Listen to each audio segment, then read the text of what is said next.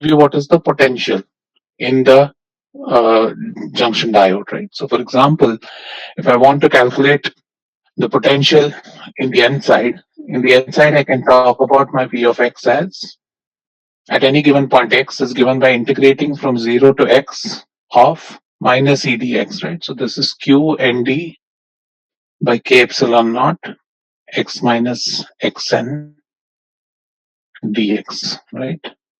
And so when you integrate it, remember this is um, a finite integral, so you'll have a constant coming out of that, and you can think of the constant. If I call my constant as v0, then basically my expression becomes q nd xn squared by 2k epsilon naught plus v0 minus q nd. Again, I'm not doing the integrations because you guys are all experts. You've done this last year or 2 years back, all through your 12th standard and first year. So integrations and all are things which you probably know can do faster than I can. So this is your profile. This is the voltage profile in the region of the n, right? So this is when 0 is equal to 0 is less than x is less than xn. In that region, you see that the voltage is quadratic in nature, right? And that's why you see the bands are essentially going to be parabolic.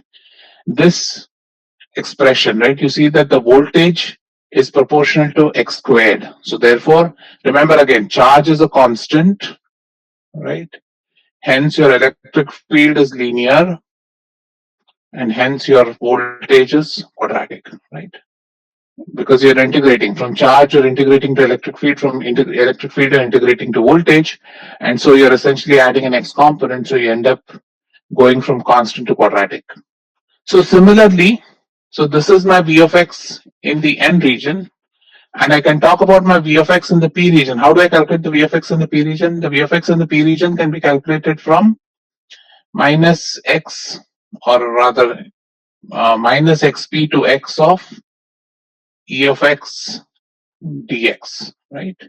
And if you work out that, you'll get that your total v of x can be written as, again, I'm glossing over all this, the textbook goes into detail, you don't really need to know all this, but given any charge distribution, you should be able to calculate this for yourself, right? So you should know integration and differentiation going forward.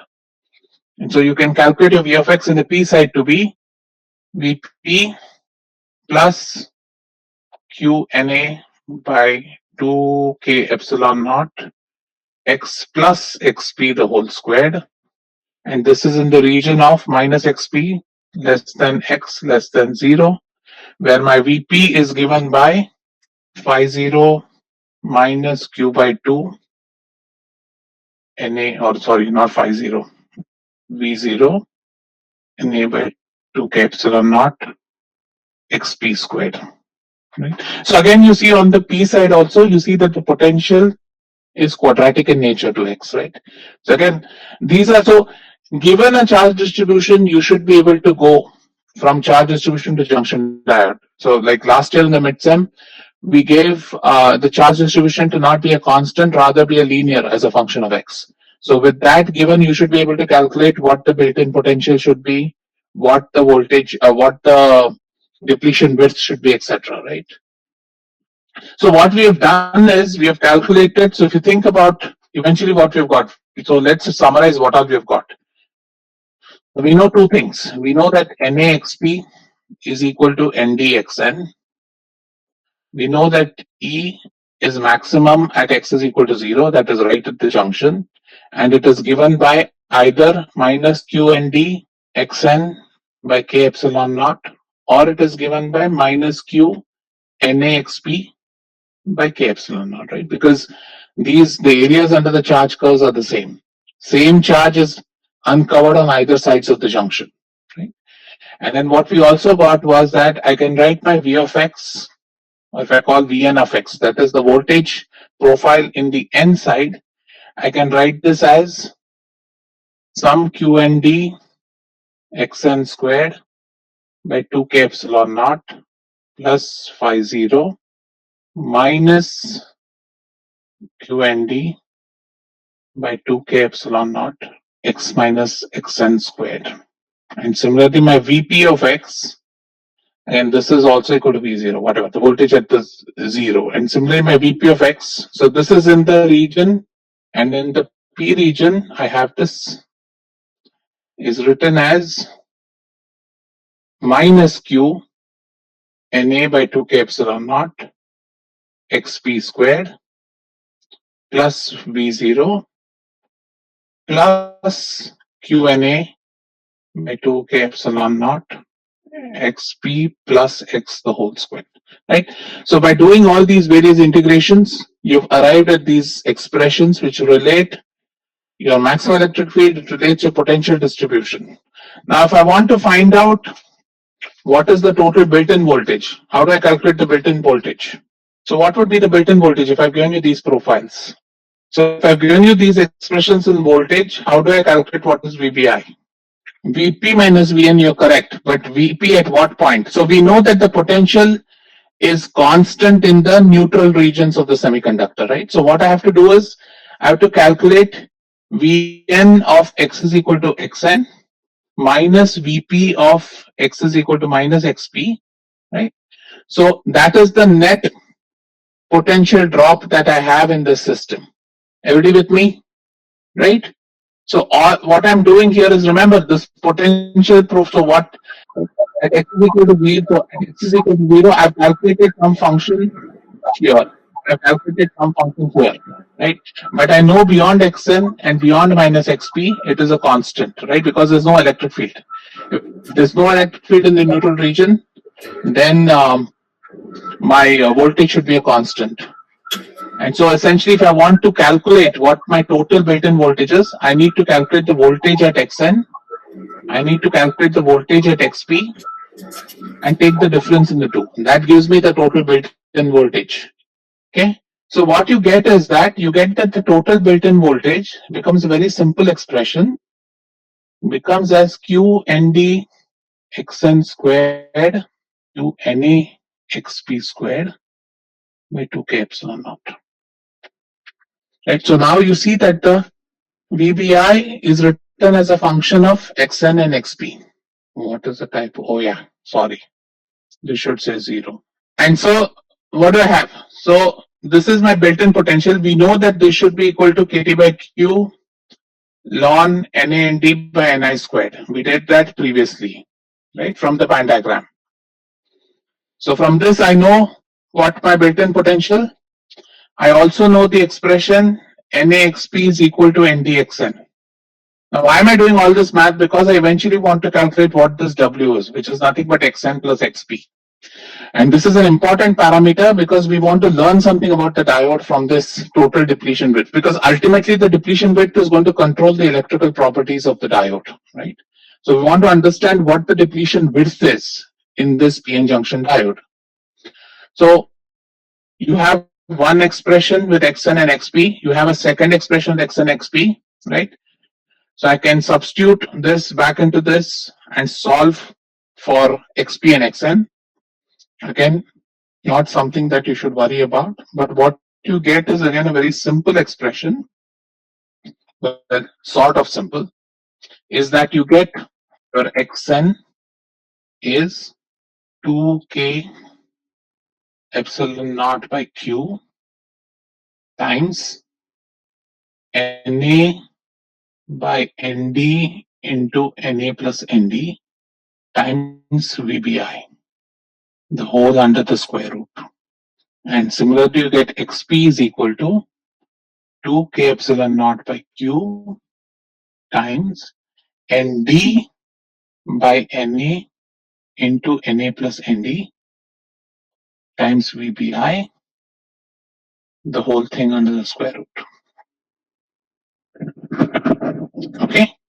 And now if I want to calculate W, which is nothing but Xn plus Xp, I get this as square root of 2k epsilon naught by Q Na plus Nd by Na and D. So now and so if I want to calculate my maximum electric field, what is my maximum electric field? My maximum electric field can be written as what? Can be written as half of So let's relate the maximum electric field to the built-in potential. So we know that the built-in potential, so let's go back to this curve. Now you guys tell me. Built-in potential is going to be the area under this curve. Everybody with me? Everybody following that if I want to calculate the built-in potential is nothing but the area under the curve for the electric field, right? Because the integral of the electric field gives you the voltage, right? So which means that, and now if you think about this, what is the area under this curve? If I call my maximum electric field as Emax, right? If I call my maximum electric field as Emax, then the area under the curve is the area of the triangle with a height Emax and a base as W, right? So I can think of this as this is Emax and this is W, right? So the area of this triangle is going to be half Emax times W. So what I'm saying is that my VBI can be written as, so VBI is nothing but the built-in potential in the diode, can be written as half of Emax into W. By the way, please note that I'm using VBI, Emax and all as absolute quantities. So the signs will be different. So don't assume just because I'm calling VBI this way, VBI and Emax are going to have the different signs, right? So please keep that in mind. I'm just doing a modeling of the absolute values here. So is everybody okay if I say this, that the total built-in potential of the diode is given by the area under the curve of the electric field, right? Which means that I can write my Emax now as 2 VBI by W. So if I'm able to calculate W and VBI, I can learn a lot about what is happening in the diode. Jaydeep, I see your question right now. Could you repeat how we got Xn and Xp? Okay. I got this expression for VBI by calculating the voltage, right? So I have VBI as a function of Xn and Xp square, Xn and Xp, and it's given as a function of NA by Ni squared, right? So this is one equation, that is QND Xn squared by 2k epsilon naught plus this is VBI. The second expression I know is NAXP is equal to NDXN. So I can substitute Xn in terms of Xp or Xp in terms of Xn. And when I solve this equation, I will get the values of Xn and Xp, right? And so if I want to calculate W, I just take Xn plus Xp. Am I clear? Okay, so now let me ask you the following questions. Right? Pay attention. Suppose Ne is much greater than Nd. What can you say about the depletion region? That is, I have created a junction where the P side is much more heavily doped than the N side. What can you say about the depletion region?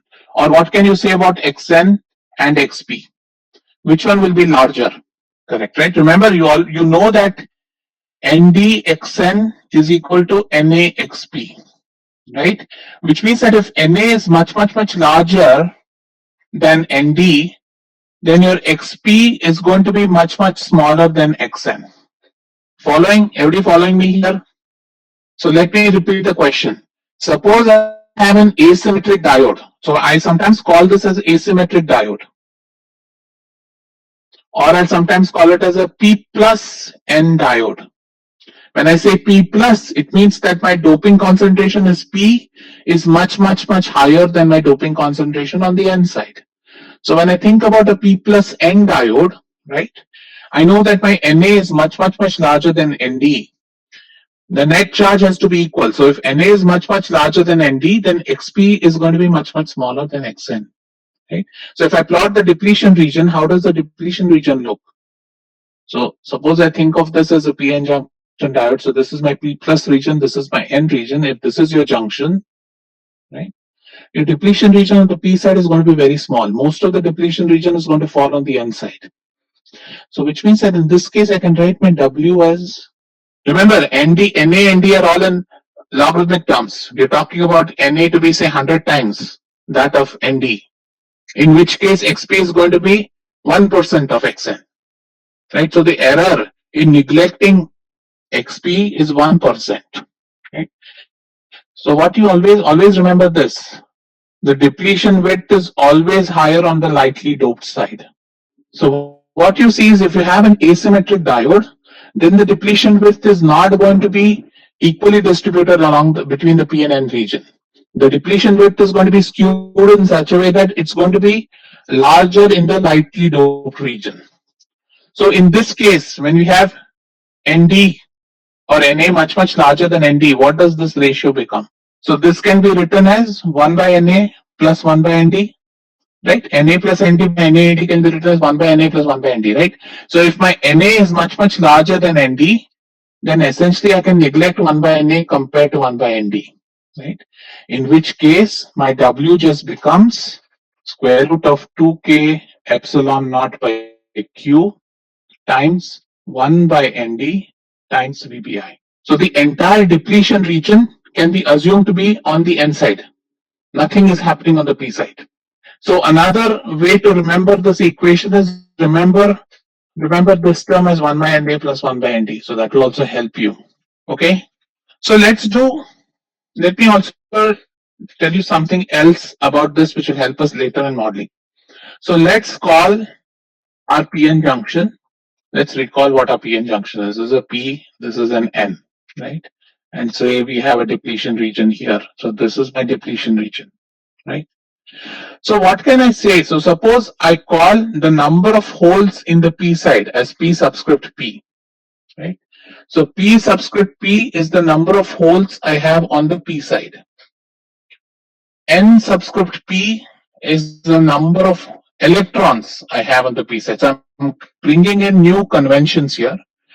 Because we have two regions, we need to talk about holes and electrons on either side of the junction. So I'm bringing in a convention to indicate those. I'm saying P subscript P is the holes in the P type. N subscript P is the electrons in the P type. And in same corollary, you have an N subscript N here and a P subscript N here, right? So this is the number of electrons on the N side, and this is the number of holes on the N side. So if I look at VBI, my VBI is written by KT by Q ln NAND by Ni squared. So I can rewrite this as KT by Q ln Na by Ni squared by Nd. Or I can also rewrite this as the other way around as KT by Q ln of Nd by Ni squared by Na. I'm just recollecting the terms. Now can you tell me in terms of PP, NP, NN and PN, what can this be written as? What is Na? Na can also be thought of as the number of holes on the P side. Everybody following me? Right? So I can write this as PP. What is Ni squared by Nd? What is Ni squared by Nd?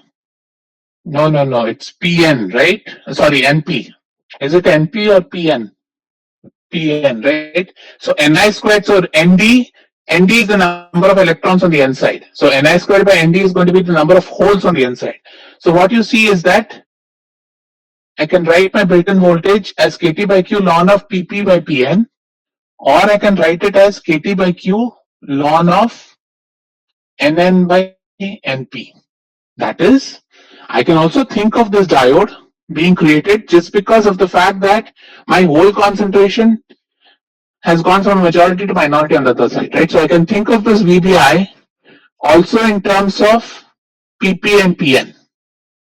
Or in other words, I can write my PP by PN as exponent of QVBI by KT.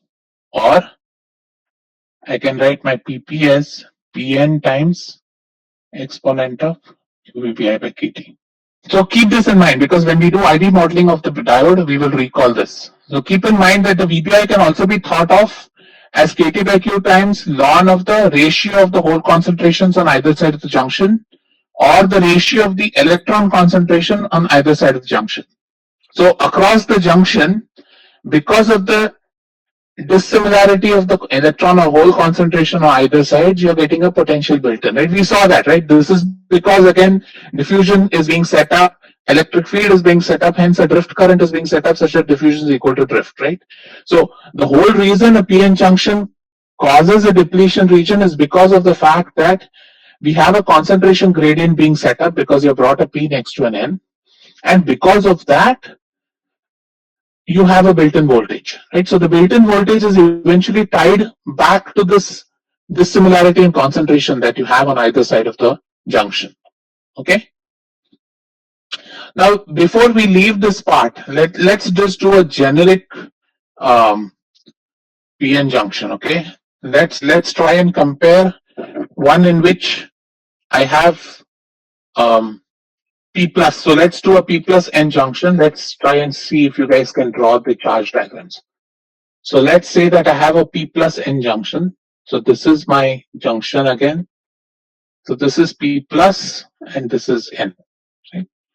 So I've given you that I've created a P plus N junction. I want you to draw rho, electric field and voltage.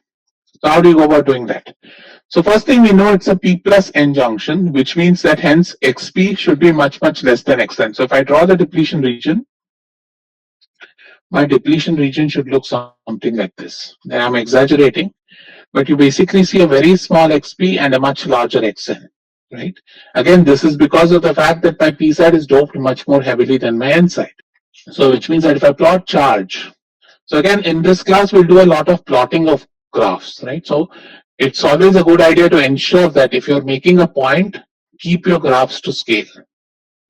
So what you see is that you have a large NA and you have a small ND. Right? Remember, my NA is much larger than ND, right? And so basically what you get is a larger NA and a small. Again, remember the area on those two rectangles have to be the same, right? Because the net uncovered positive charge must cancel the net uncovered negative charge, right? So you have to draw that charge in such a way that you are showing that you understand why XP is much higher, much lower than Xn.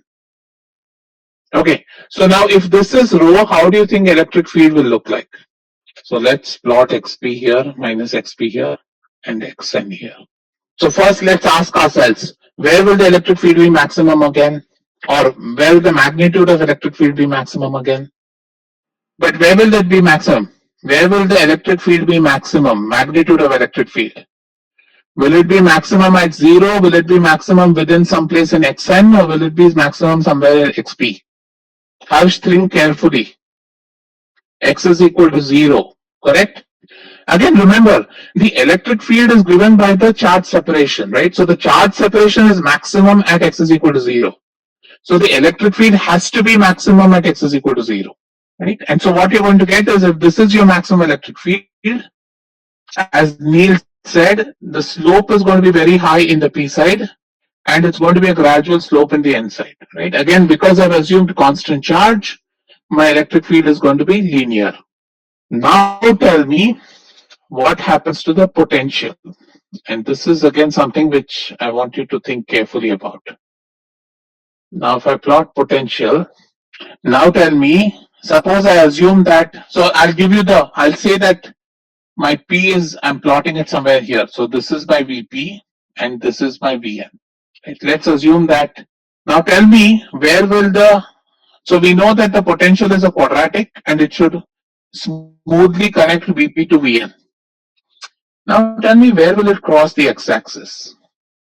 Does it cross the x-axis at x is equal to 0 or at some place later? Vedant, you're correct. So remember, you're integrating the electric field. So what will happen in this case is, so what you're seeing here is that this voltage curve doesn't necessarily need to be symmetric around 0, right?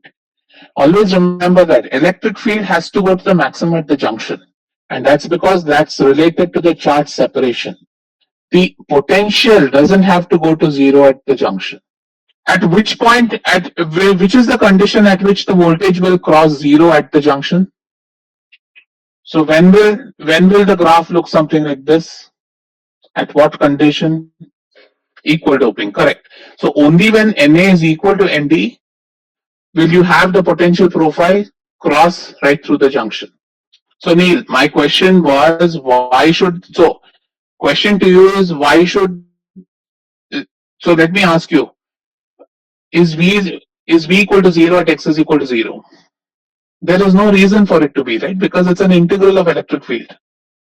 So the zero of the potential will be at some point within the n side, within the n side of the junction. Because think about it, how are you calculating this? You're slowly, whenever you go through x, you're slowly taking the area under the curve, right? So as you go from xp towards xn, you're slowly integrating more and more. Okay?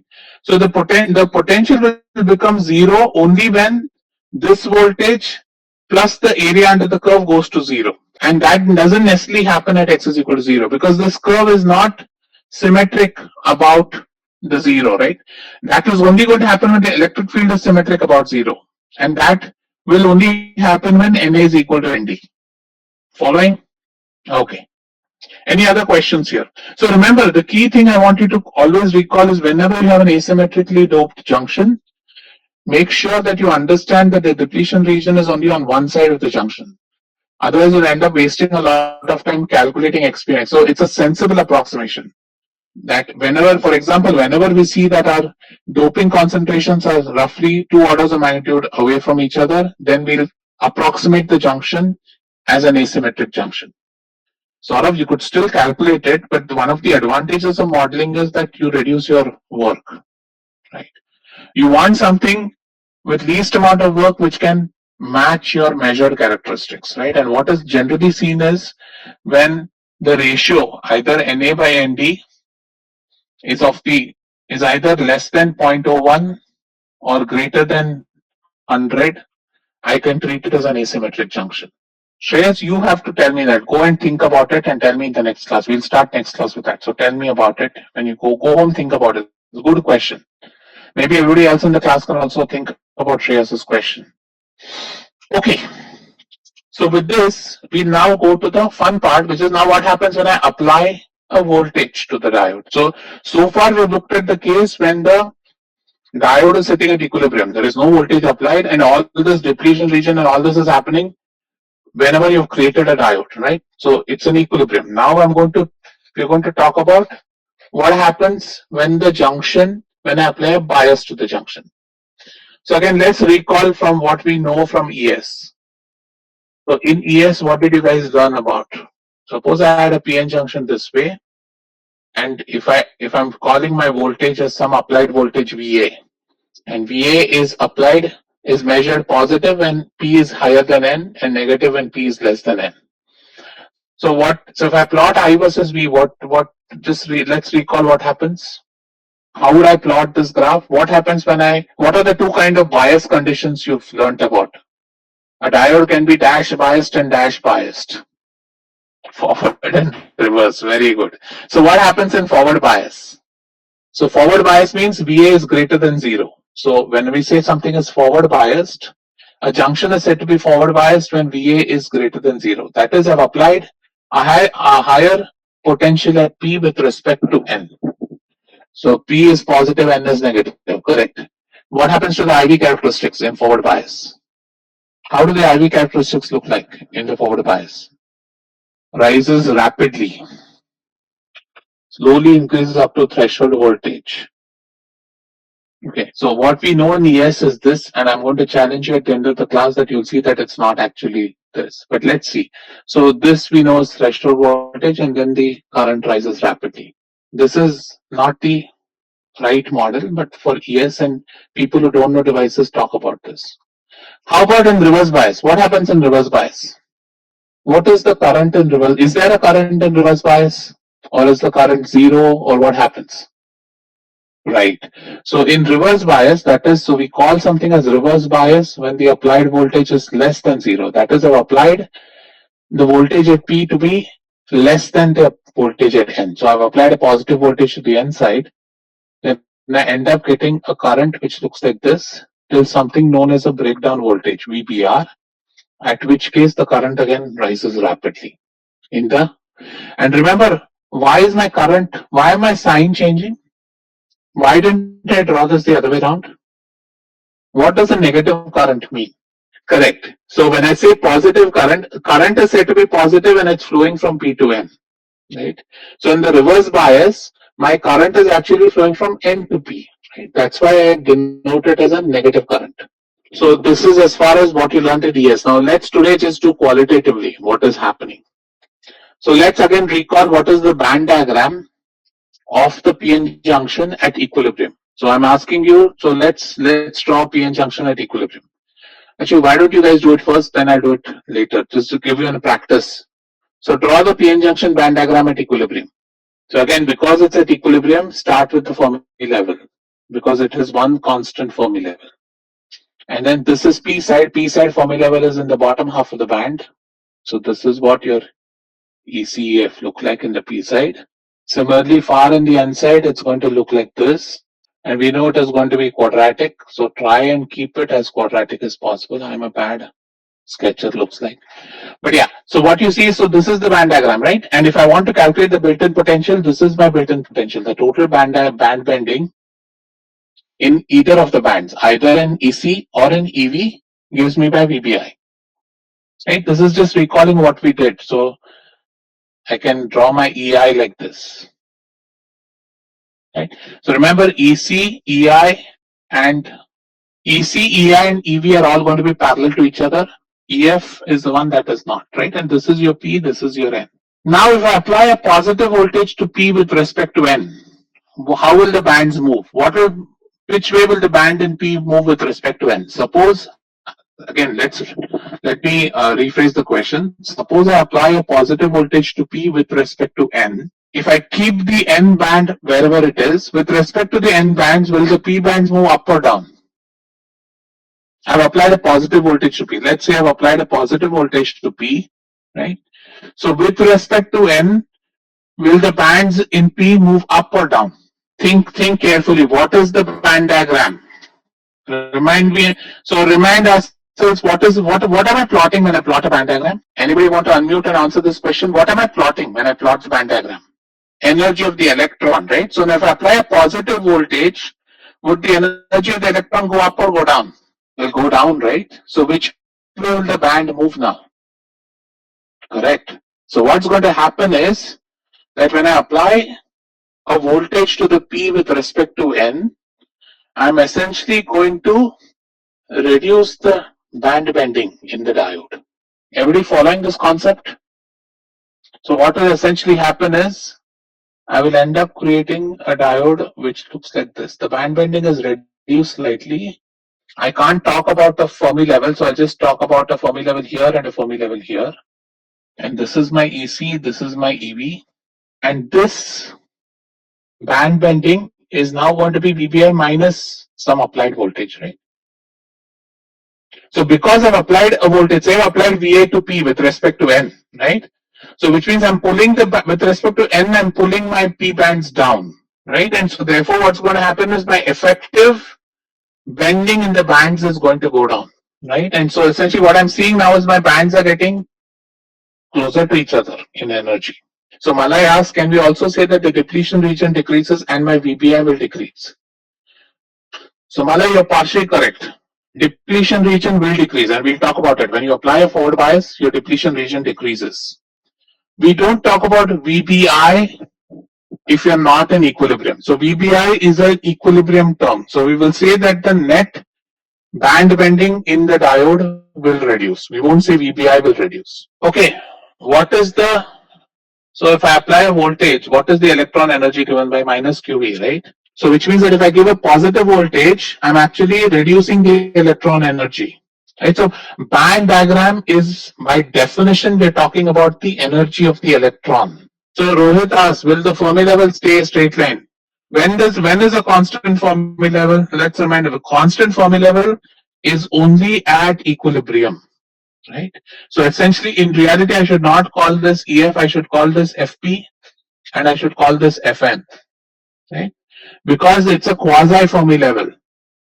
I cannot talk about a Fermi level for two parts of a system if the system is not in equilibrium. Remember, if I've applied an external voltage, I've applied a stimulus. So then the Fermi level cannot be a constant, right? Because I've intentionally biased the system in such a way that I'm favoring something, right? Because of the stimulus, my system is going to respond to the stimulus. So I will be favoring some motion of electrons or motion of holes in one way or the other. Right? So therefore, you cannot say that the Fermi level is a constant. So in fact, whenever you apply a bias, we start talking about quasi-Fermi levels, and that's why the concept of quasi-Fermi levels become. So what can you say about the if I'm able to, what is this voltage equal to? The difference between the two Fermi levels, what is that equal to? Or the difference between the two quasi-Fermi levels? In terms of the applied voltage, what will be correct, right? It will be equal to VA. So what we have done is, because of that, so you see, this is why band diagrams are so powerful, because from that you get a lot of ideas to what's happening. So by applying VA, you're essentially, when you're applying a forward bias, you're essentially bringing these two semiconductors closer to each other in energy, if you will. Previously, they were separated in energy by VBI. Now, by applying a forward bias, I'm actually bringing them closer to each other, which means that they can start, more electrons and holes can move across. Right? Let's think about the case here. Suppose I had some electron sitting here. Suppose I had some electron here at the edge of the depletion region. If I had an electron sitting at the edge of the depletion region, right? In this case, it sees this. So remember, most of the electrons are here. N side has electrons, P side has holes. Right? So P side has holes, N side has electrons. When at equilibrium, what happens? The electron does not want to go up because electron likes to stay in smaller energies, right? So electron likes to be at a lower energy, and the hole likes to be at a higher energy here, right? So what happens? Remember again, electrons roll down in band diagrams, holes bubble up in band diagrams, right? And so what you see is, at equilibrium, electrons, if I think about electrons, I can think of electrons like this, and similarly I can think of holes like this. I'll have some holes which are higher energy, some electrons which are higher energy. But because of this VBI present, right, these electrons have to push across this barrier. So this VBI is a barrier preventing electrons from moving, right? Plus there is no driving force for the electrons to move, right? Because this is at equilibrium. So there is no driving force for electrons to move. Now when I've applied a positive bias, so I've given a positive voltage here and negative voltage here. Now let's think about these holes here. All of a sudden now what's happened? All of a sudden what's happened is my barrier has reduced from VBI to VBI minus VA, right? And I've applied a positive voltage here. So there is a driving force for these electrons to move towards the N. Because of the fact that my barrier is reduced now, my holes can actually push across, right? So what I see is, in forward bias, hence, I see conduction of current. Now let me flip the question and ask you to draw the band diagram. Suppose I apply reverse bias. So suppose I apply negative voltage at P with respect to N. What will happen to the bands? Which way will the P band move relative to N? Yes, correct, right? So what's going to happen in that case is, your P is going to go this and your N is going to go this. If I draw EC and EV, I'm going to end up creating a larger barrier, right? And here again, what I've done is I've applied a negative voltage here with respect to this, right? And so most of my holes are sitting here.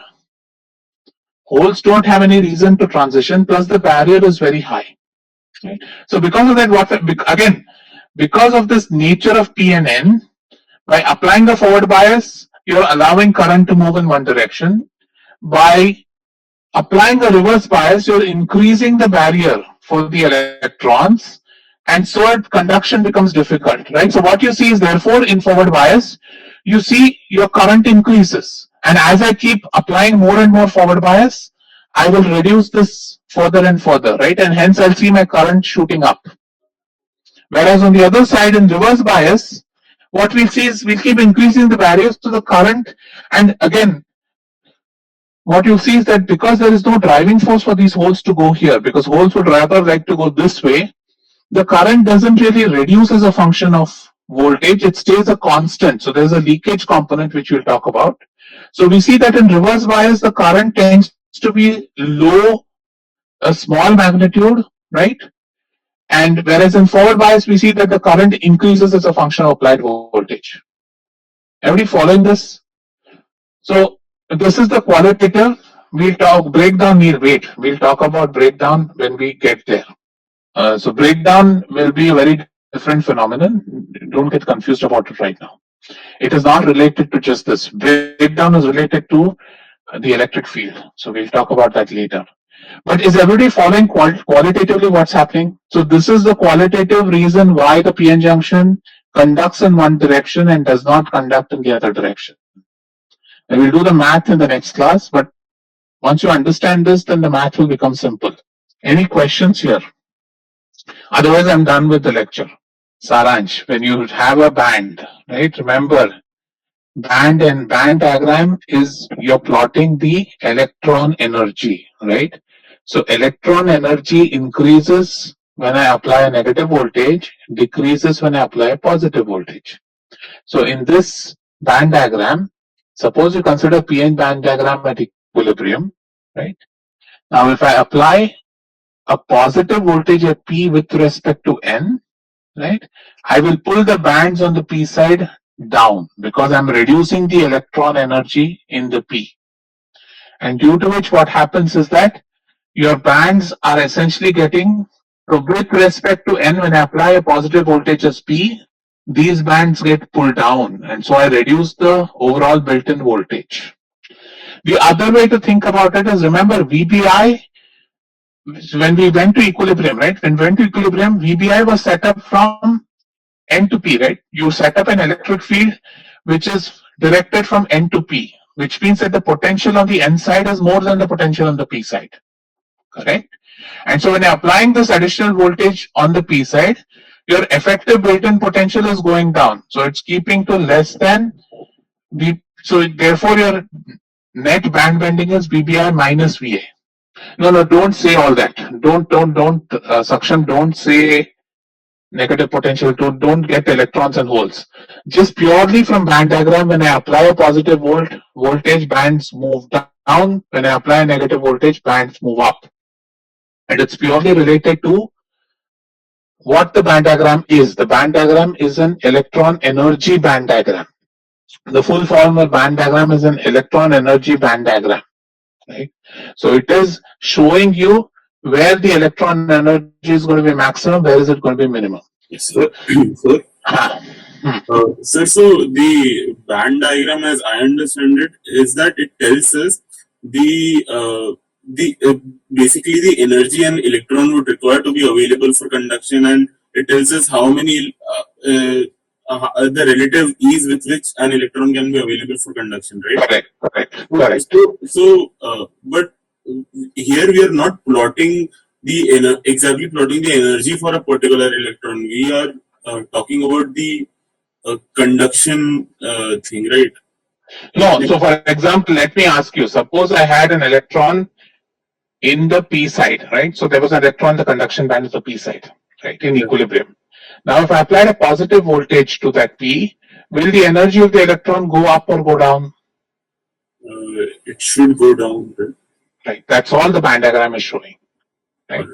So the band diagram is just telling you relative to the electron energy at equilibrium, when I applied a positive voltage, the electron energy in the P is going to go down. And so now so it's with the reference, right? And now what we're essentially saying is between the P and N, we're reducing the gap between the P and N. Gopal, you're right, the holes will move in the negative x direction. We'll talk about that. We'll talk about how current actually moves. I've not done anything yet about the current. We'll start next class thinking about drift and diffusion, right? So please hold off till the next class. Sir, I have a doubt on a concept. When we were discussing the built-in voltage as a function of the concentration of holes and electrons, where did we get the VBA equals KT by Q to ln NA and D by NA square formula? It's right in front of you here. What is the built-in voltage? You see the band diagram at equilibrium right here? Let me point it. So this is the difference between EC and it's the total band bending, right? So what is the total? So all I have to find out is what is the total band bending in EI. So because EC, EI and EV are all parallel, as long as I can find what the band bending is in EI, that is my built-in voltage, right? Which means it's nothing, because EF is a constant, I can say that the total band bending is this distance plus this distance. Oh, okay. Got it, sir. And from that you get KT log and independent, right? Saransh, if you apply a high enough voltage at P, we will, yes. So it will, and eventually they cross. At that point, it is no longer low level injection, hence this class will not deal with it. So in this class, you'll always deal with applied voltages which are less than VBI. We will not teach you how to model diodes when your applied voltage is greater than VBI. Harsh, I hope I answered the question. When I do the modeling of the current, you'll see that we'll treat this as low level injection and we'll derive the currents. And so that model essentially breaks down when you have applied voltage becoming equal to VBI, higher than VBI. So at that point, you no longer can use the model I'm going to be discussing in class. You have to change the physics of it, which we will not learn at this class. It essentially becomes a high level injection. Okay. All right. So if no more questions, thank you. And I'll see you on Saturday.